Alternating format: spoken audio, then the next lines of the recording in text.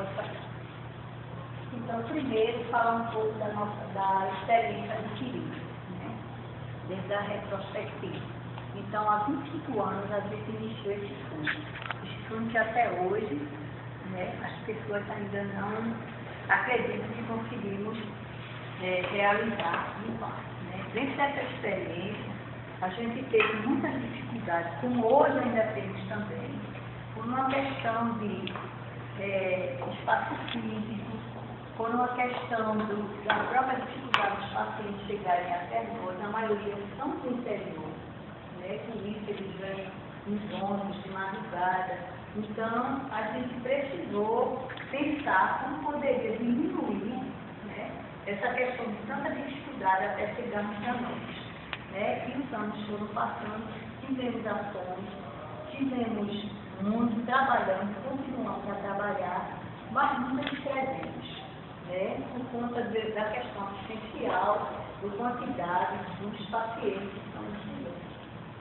Dentro dessa retrospectiva, a gente começou a fazer uma triagem que hoje a gente realmente consegue mostrar como se fez o formulário dentro da enfermagem, né? Inclusive para que vocês vejam, observem e dê as suas opiniões. O acompanhamento dos pacientes. Então, com relação ao acompanhamento dos pacientes, eles chegam, primeiro, com medo, a desinformação, mesmo hoje, ainda é muita. Né? A desinformação com relação à doença de Chagas ainda é muita. Então, por exemplo, a semana passada, a gente recebeu uma senhora de 82 anos, desesperada, chorando que ia morrer com doença de Chagas.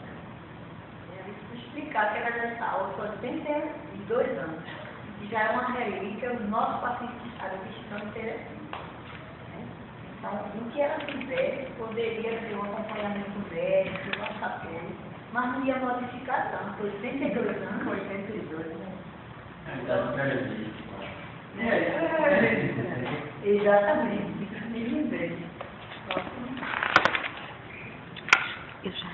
a enfermagem, então, a primeira coisa, a gente tem que ter interação com relação a isso. Se isso não houver, então não tem como ter o crescimento, né, nossos profissionais, e também melhorar o atendimento e a receptividade com relação a isso. Relato das dificuldades encontradas em um profissionais. Então, todos nós temos as nossas dificuldades, independente da área. Então, se não tivermos engajamento com o mesmo objetivo, que é o principal, a gente não consegue desenvolver, crescer e resolver esse problema. Uma das coisas também, sempre se preocupou é a exposição das necessidades de diferentes profissionais envolvidos no atendimento. Então, como nós é uma equipe muito profissional, que a gente tem que ter, então a gente tem médico, tem enfermeiro, tem psicólogo, né? Tem assistente social.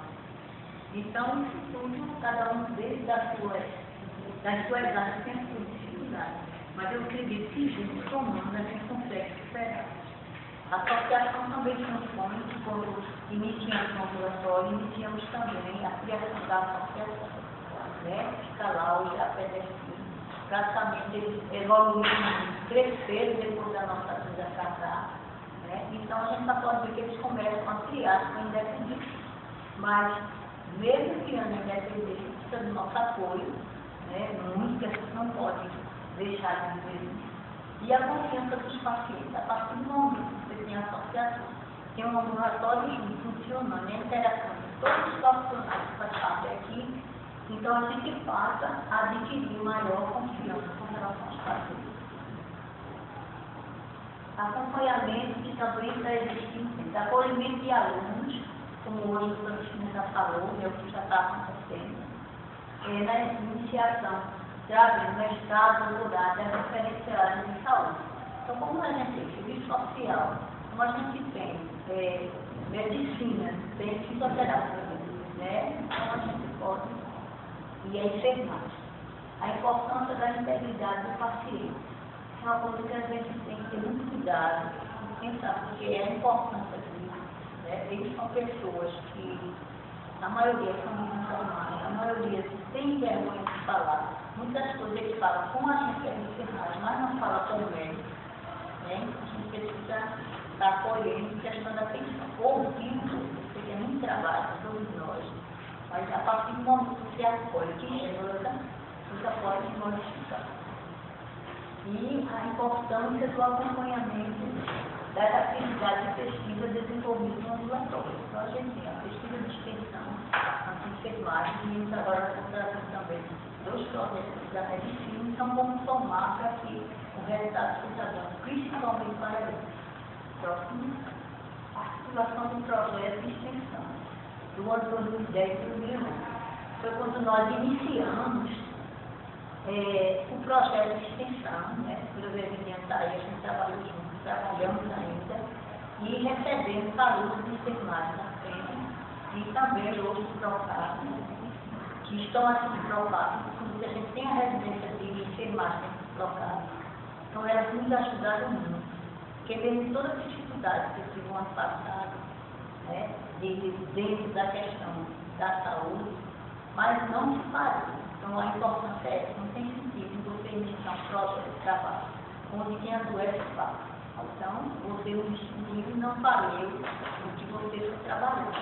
E elas conseguiram, todas as dificuldades, todo mundo sabe das dificuldades que tem das aulas, de leitura, de outras, todo mundo convém, mas também a boa vontade, o acreditar, e eu acho que aí a gente chega. E um outro, Walter, eu esqueci de colocar, das meninas de medicina, da comunicação. Sim, da comunicação, você teve alunos, na escola com iniciação científica. Com iniciação científica, né? Que foi a percepção da comunicação médico e paciente. E aí é o que a gente tenta fazer e organizar para os nossos psicólogos. Primeiro, ele vai chegar na recepção, vai abrir o prontuário. E a gente está tentando também, porque a gente tem pacientes que são usuários do OC e do OC. Só um minutinho, você já distribuiu o programa, porque está fazendo do PROCAP. Do PROCAP. A gente vai ter que unificar. Essa complicação, né? Porque ele fica cheio de números. Um número já é muito daquele. Um número agora, o que vai pesar e modificar vai ser a questão do PROCAP. Agora a gente vai trocar, nós estamos trocados. Aí vem a triagem do paciente, depois que ele avança, ele vem para a triagem, encaminhamento para a consulta médica, dependendo do resultado, que vai ter a sorologia, né? Onde dentro da sorologia a gente vai ver o positivo ou negativo, não reagente, não reagente. Sempre lembrando, porque quando eles vêm do interior, da prefeitura, que encaminhado, eles trazem o resultado da sorologia. E a gente tem que ter 2 métodos diferentes e 2 laboratórios diferentes. Val, a primeira coisa que você falava também, a propósito do programa, a reunião que você teve com uma semana passada com a Secretaria de Saúde, que inclui justamente esse programa que eu foi pedido para que eles entregaram. Orlando e o doutor Alexandre, né? Foi dentro desse programa, foi justamente a questão da interação da Secretaria do Laboratório com relação aos resultados, né? Mas a Secretaria é regional, não é só de vacina, não. É o apoio. Mas é o apoio que vai ser nos dados, justamente dentro da nossa casa de chá.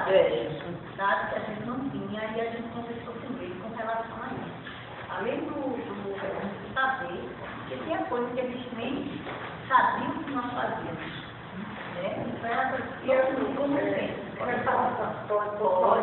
Reforçar com esse referência. Porque se a gente entra no Google e coloca, se esse referência para a do Chagas vem no Google, aparece a Fiocruz, do agente. Não, mas eu não sabia. Mas oficialmente não é. Eu pensei que oficialmente fosse. Quando a gente bota, botem isso hoje no Google para vocês, aí aparece. Não sabia. Eu também. Eu não, eu achava pior, eu achava que era aqui. Mas também. Só ele disse, esse referência. Para Chaves, né? Para Chaves. Agora, aí quando abre, aí vai até aparece a gente como centro de referência, mas tirado do nosso folder. Então, tá entendendo? Eu vou ocupar o link do nosso folder.